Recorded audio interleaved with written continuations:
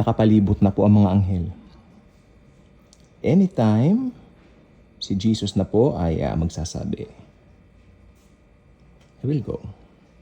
The Father will say to him, okay, you may go, get your believers. Anytime now. Hindi ko na po talaga, kagabi po nagsha-shower ako. Ewan ko. Sabi ko, Lord, hindi ko po mapaliwanag bakit parang compared 10 years back, 10 years ago lang po, Panginoon ka po. Tapos ngayon, parang ang laki ng nagbago. Teka kako po, Lord, hindi kaya dahil doon sa nagdaang pandemya?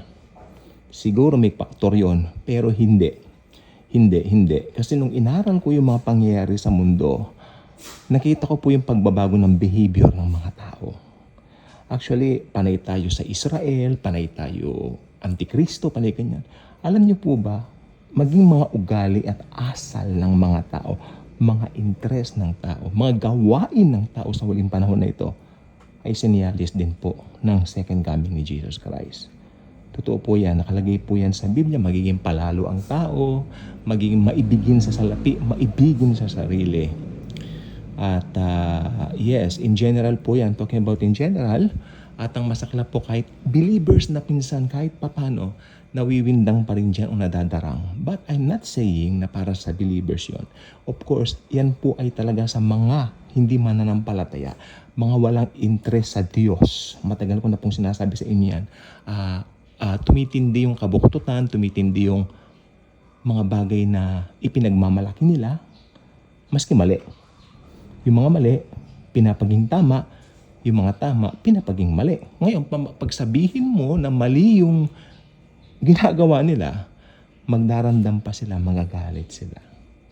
Okay, that's foolishness. But wait a minute, that is the end times. Kaya ako naniniwala ako, napapalibutan na ng mga anghel ang mundo, and anytime now darating na ang hari. Kaya alam nyo, natatandaan niyo po yung Sodom and Gomorrah nung panahon ni Lot, di ba? Alam niyo po ang mga pangyayari doon na yung kasamaan ng tao, kabuktutan ng tao, umabot po sa sukdulan na kung saan God cannot tolerate it anymore. Na nagpasugo siya, nagdala siya ng mga angel doon. Napanood niyo ba yung The Bible series? Ang ganda ng illustration doon. I have DVDs of that. Pirated yung iba, pero okay lang. Alam niyo, no? Sabi doon, kung merong 10 ganito na matuwid, gunawin mo pa ba? Hindi. O merong isa, napunta nun sa isa, hindi na rin. Pero kaso wala nga.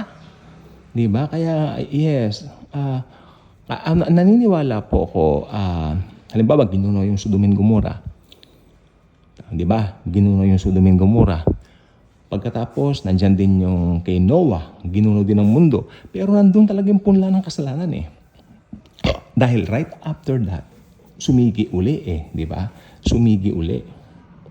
That's why the solution is only one person, and that is the Lord Jesus Christ.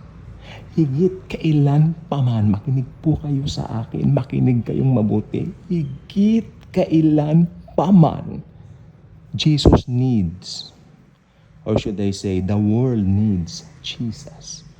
We all need Jesus. Higit kailan pa man kailangan si Jesus ng mundo. Right now, hindi bukas, hindi sa makalawa. Now na. Okay, so huwag kayong magtaka sa kabuktutan ng tao, kasamaan ng tao. Minsan, pag ginawan tayo, halimbawa tayo mga believers, talaga naman mga believers tayo. Yung kapatid ko, mananampalataya siya, nasa New York City, USA, sa Amerika. Sabi niya, Kuya, I'm wondering, maski gawaan ko ng kabutihan, ito yung office mate ko, ganun-ganun, bakit masama pa rin parang iba pa rin ang ugali niya?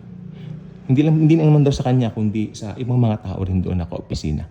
Sabi ko, believer ba siya? Oo nga no, sabi niya. Oo nga pala, hindi pala believer yung kaya ganun. Sabi ko na makinig kayo mabuti sa akin. Huwag kayong umexpect na magbibigay ng mabuti ang unbeliever sa inyo. No way, never in a million years. Para kang sumusuntok sa buwan, sumusuntok sa hindi mangyayari yun.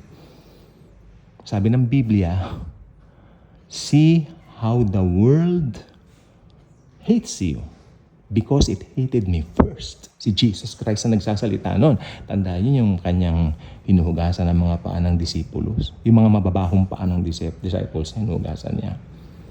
Diba? Kaya ko ito ginawa sa inyo upang ipakita ang isang halimbawa.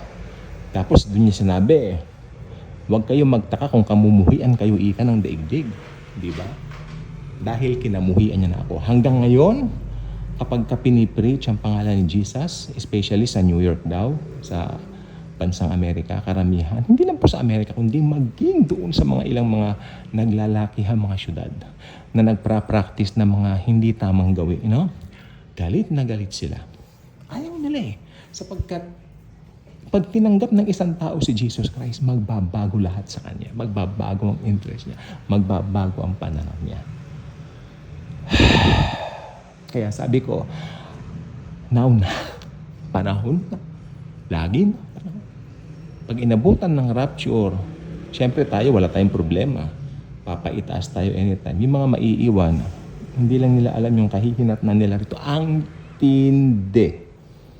Hindi po yan biro. That's why meron nga pong pangangaral na ganito. Ngayon, minsan pinagtatawanan pa tayo. Fine. Alam niyo yung mga taong naiwan dun sa arko ni Noah, pinagtatawanan si Noah Nabubuwang si Noah. Sabi nila kasi, nagtatayo ng arko, gayong antindi ng sikat ng araw. O, diba? Hanggang pinadala na ng Diyos yung ulan na hindi tumigil, na nag-cause ng baha. Malawakang baha sa buong sandaigdigan. At nawala ang buong sang nilalang. Pero, nakaligtas ang 8 tao sa pangunguna nga po ni Noah. Pero, dumating uli ang pagdami ng tao at ang pag-usbong muli, o should I say, at ang paglago uli ng kasalanan. Dahil ang kasalanan po problema talaga. Pero ang focus na po natin ngayon ay hindi na yung problema, kundi ang solusyon sa problema. For God so loved the world that He gave His only begotten Son, that whosoever believeth on Him will not perish, but will have everlasting life. God bless.